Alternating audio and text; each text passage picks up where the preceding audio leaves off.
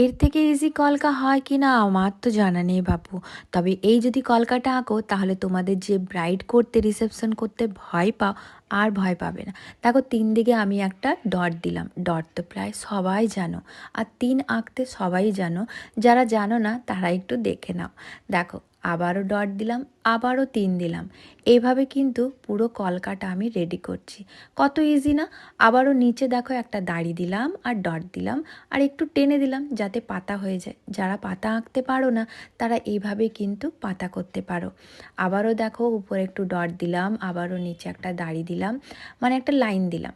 আবারও দেখো ডট দিলাম, আবারও দেখো একটু 3-এর মতো করলাম। ডট আর 3 পাতা এইগুলো দিয়েই কিন্তু আমি পুরো কলকাটা করেছি। যারা রিসেপশন করতে ভয় পাচ্ছ আর ভয় কিন্তু পাবে না। আর যারা চাইছো কি এরকম সুন্দর সুন্দর ইজি ওয়েতে আমি করি, তাহলে অবশ্যই এইটা শেয়ার করে দাও, যাতে তোমাদের পরবর্তীকালে ব্রাইড করতে অসুবিধা হয় না বা রিসেপশন করতে অসুবিধা হয় না। আবার রেডের টাচ দিতে পারো। আমি দেখো ছোট ছোট করে একটু সামনের দিকে লাইন করে দিয়েছি, একদিক করেই দিয়েছি রেডটা। আবারও দেখো রেডটা দিয়েছি বলে একটু একটু ভালো লাগছে, তাই না? আর একটু তোমরা চাইলে তোমরা হোয়াইট কালার দিতে পারো। আমি এটা টিন্ট কালার দিয়েছি বা ক্রিম কালার দিয়েছি। কেমন হয়েছে অবশ্যই জানাবে, তাই না? খুব ভালো লাগছে।